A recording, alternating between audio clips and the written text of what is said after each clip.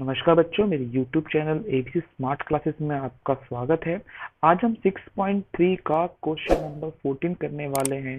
ये क्वेश्चन थोड़ा सा डिफिकल्ट माना जाता है क्योंकि इसको हर कोई टीचर अलग अलग पैटर्न से करते हैं, बट हम इसको एक सीधे और सरल पैटर्न से करेंगे ताकि आपको ये सवाल थोड़ा सा इजी तरीके समझ में आ जाए।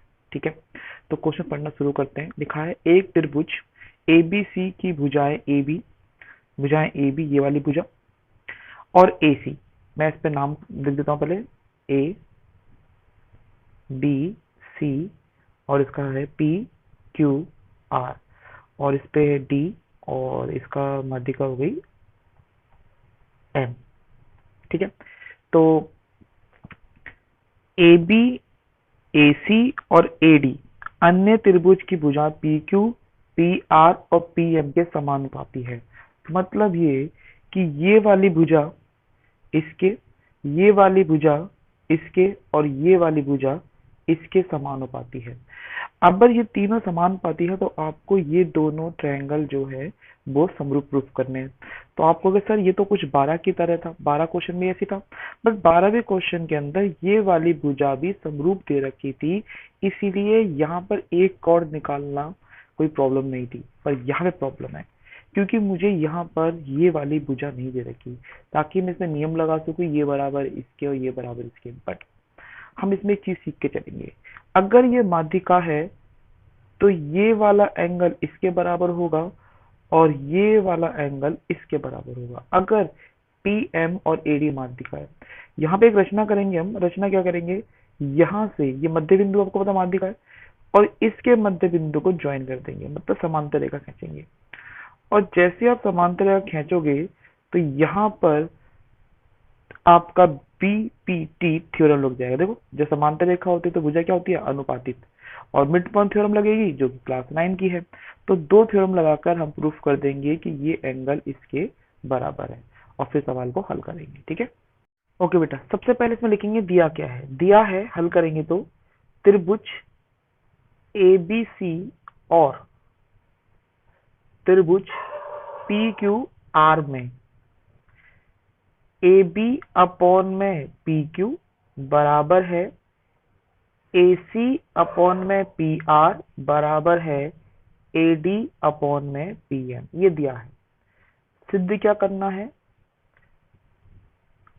सिद्ध करना है कि त्रिभुज ए बी सी समरूप है त्रिभुज पी क्यू आर की। ये हमें, ओके बेटा, तो हम रचना करते हैं। रचना में लिखेंगे डीई समांतर ए बी, डीई समांतर ए बी तथा एम एन समांतर पी क्यू खींचा। मतलब ये दोनों रेखा हमने समांतर खींची है रचना के द्वारा। अब बेटा हम इसकी उत्पत्ति शुरू करते हैं। उत्पत्ति यानी कि हल भी बोल सकते हो आप। बेटा सबसे पहले देखिए, त्रिभुज ए बी सी में डीई समांतर है ए बी के, तो डीई बराबर होगा हाफ ऑफ ए सी के। ठीक है, ये पढ़ा था किसमें, 9th क्लास में पढ़ा था। ऐसे ही त्रिभुज पी क्यू आर में एम एन समांतर है पी क्यू के, तो एम एन बराबर होगा हाफ ऑफ पी क्यू के। ये क्लास 9th में पढ़ा था हमने मिड पॉइंट थ्योरम में, मध्य बिंदु प्रमेय द्वारा। ठीक है, अब क्वेश्चन पे आते हैं और क्वेश्चन को कोशिश करते हैं। और हाँ, एक और चीज, ये भी मिड पॉइंट होगा, ये वाला जो पॉइंट है, यानी कि ये भी हम लिख सकते हैं। और ई ए सी का तथा एन पी आर का मध्य बिंदु होगा। ठीक है ना भाई, ये इसका मध्य बिंदु है और ये इसका मध्य बिंदु, मतलब क्योंकि ई जो है वो ए सी को बराबर भागों में बांट रहा है, और जो पी एन है वो पी आर को बराबर भागों में बांट रहा है। तो हम ये कह सकते हैं कि ए ई बराबर है हाफ ऑफ ए सी और पी एन बराबर है हाफ ऑफ पी आर के। ये मैं इसको नंबर इसको 1 रख लिया है और इसको मैंने 2 रख लिया है। ठीक है, अब सवाल पे आते हैं। देखते हैं, हमें दे रखा है ए बी अपॉन में पी क्यू बराबर है ए सी अपॉन में पी आर बराबर है ए डी अपॉन में पी एम। ठीक है, सॉरी बेटा, ये ए बी है, ठीक है ना, सामने देखा जो है वो ए बी है, ये आपका ए बी कहलाएगा। ठीक है, तो ए बी का आधा जो है वो डीई हो गया। अगर मैं दोनों तरफ हाफ कर दूं, इसके भी हाफ, इसके भी हाफ और इसके भी हाफ कर सकता हूँ आधा आधा। तो जब मैं ए बी का आधा कर रहा हूं तो वो बन जाएगा डीई और पी क्यू का आधा बन जाएगा एम एन बराबर ए सी का हाफ बनेगा ए ई और पी आर का जो हाफ है वो बनेगा पी एम बराबर है ए डी अपॉन में पी एम। तो जरा फिगर में देखते हैं, डी ई अपॉन में एम एन, ए ई अपॉन में पी एन और ए डी अपॉन में एन। तो इस वाले पॉइंट ऑफ व्यू से हम कह सकते हैं कि त्रिभुज ए डी ई, त्रिभुज ए डी ई समरूप है त्रिभुज पी एम एन के साइड साइड साइड समरूपता नियम द्वारा। ठीक है, और यहां पे अगर ये समरूप नियम है तो ये वाला एंगल इस एंगल के बराबर होगा, यानी कि 1 बराबर होगा 2 के। तो मैंने लिखा एंगल 1 बराबर है एंगल 2 के। इसी प्रकार इनके नामकरण कर देता हूं, ये 3 मान लेते हैं 4।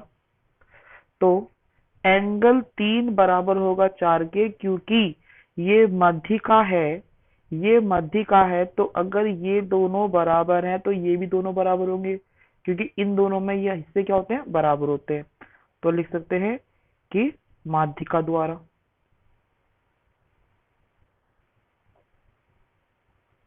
अब इनको जोड़ दो, दोनों को जोड़ने पर तो एंगल 1 प्लस 3, यहाँ पे उल्टा हो गया तो कोई प्रॉब्लम नहीं है, बराबर है एंगल 2 प्लस एंगल 4। तो 1 और 3 को जोड़ेंगे तो वो निकल के आएगा एंगल 1, और 2 और 4 को जोड़ेंगे तो निकल के आएगा एंगल पी। ये हो गया नंबर 3। यहां तक पहले देख लो, क्या समझ में आ गया? इसके बाद ही हम आगे, क्योंकि अब सवाल हमारा इजी हो गया है। एक बार थोड़ा सा रिवीजन कर देता हूं आपकी इस पॉइंट ऑफ व्यू से। त्रिभुज ए बी सी में डी ई समांतर ए बी है, तो ये इसका हाफ होगा, फिर मैं 9th में पढ़ी थी, और ये वाला इसका हाफ होगा। दूसरा, ये जो है मिड पॉइंट है, तो ये बराबर है इसके और ये बराबर है इसके, तो इसलिए ए ई बराबर है half of A C, A P N half of P R के होगा। मैंने इसको पैटर्न जो था ये दिया हुआ था हमें, इस दिया हुए में मैंने ए बी को हाफ करा, पी क्यू को हाफ करा, ए सी को हाफ करा, पी क्यू आर को हाफ करा। तो जो इसके हाफ थे वो पॉइंट यहाँ आ गए, जिसके कारण ये दोनों ट्रायंगल समरूप हुए और एंगल 1 बराबर 2 हुआ। अगर 1 2 के बराबर है तो 3 4 के बराबर होगा माध्यिका द्वारा, और दोनों को जोड़ा 1 और 3 को तो ए बन गया, और 2 और 4 को जोड़ा तो पी बन गया। ये नंबर बन गया आपका 3। ठीक है, अब देखिए ये वाले पैटर्न के हिसाब से अब हम इसका पार्ट करेंगे ए बी सी का। ठीक है, तो त्रिभुज ए बी सी और त्रिभुज पी क्यू आर में एंगल ए बराबर है एंगल पी के। कैसे? समीकरण 3 से।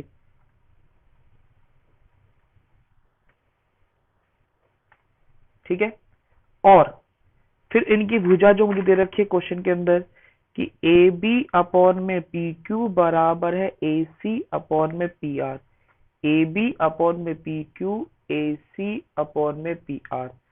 तो ये दो चीज होगी बराबर। दिए क्या है बेटा आपको? दिया है, इसीलिए ट्रायंगल ए बी सी समरूप है ट्रायंगल पी क्यू आर के। साइड एंगल साइड समरूपता नियम द्वारा। ठीक है, हैंस प्रूफ। तो ये हमने प्रूफ कर दिया। क्वेश्चन लंबा है, समझ में आ गया होगा। तो बेटा ये क्वेश्चन यहां से शुरू है और यहां तक आ रहा है। ये पार्ट जो है आपके पास, ये उत्पत्ति यहाँ से, आप दिया और रचना यहाँ से कर लेना। ये नीचे वाला क्वेश्चन गलत हो गया था, ये वाला पार्ट गलत हो गया था। तो एक तो बेटा आप यहाँ से रचना करेंगे और फिर ये उत्पत्ति यहाँ से लेकर यहाँ तक की है और एक पार्ट यहाँ तक का है। ठीक है, आपको कॉपी करना है, पेस्ट करना है और एक बार और इसे दोबारा देख लेना। ये बहुत लेंथी सवाल है, चेक करके मैंने बहुत शॉर्ट करने की कोशिश करी। आई होप आपको समझ में आया होगा। अगर सवाल समझ में आया तो प्लीज लाइक करें, शेयर करें।